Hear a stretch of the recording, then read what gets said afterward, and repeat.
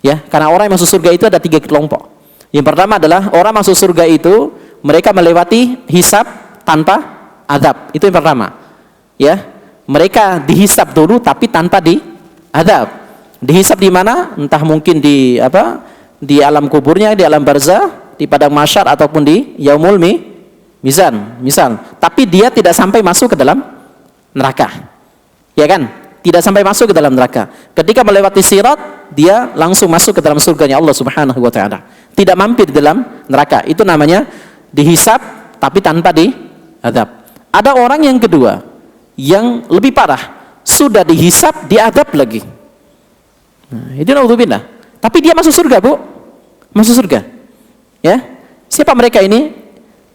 Orang yang memiliki, yang masih ada nilai tauhid di dalam dirinya. Yang mungkin dia itu tidak pernah sholat, yang mungkin dia itu tidak pernah beribadah, melakukan ibadah, rangkaian ibadah di semasa hidupnya, tapi dia masih mengakui bahwa Allah adalah Rabb Jalla Jalaluh. Ya, Allah adalah Tuhannya di masa hidupnya.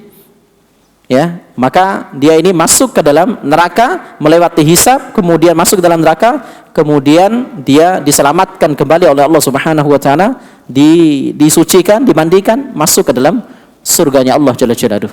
Ini kelompok yang kedua yang masuk surga. Ya, mau nggak, Bu? Enggak. Masya Allah. Ya. Kemudian yang ketiga adalah tadkhulul jannata bisalam, yaitu mereka masuk surga ketika di alam kubur mereka tidak mendapatkan hisab serta adab kubur, ketika di padang mahsyar mereka mendapatkan naungan Allah Subhanahu wa taala, ketika di yaumul mizan mereka Masya Allah tidak menegangkan di situ, akan tapi justru Allah memberikan kemuliaan ketika mereka melihat timbangan amal kebaikan dan keburukan mereka. Masya Allah. Kemudian ketika melewati sirat, Allah Subhanahu wa taala membuka segala macam kemudahan untuk dia bisa melewati sirat sampai ke dalam surganya Allah Subhanahu wa taala.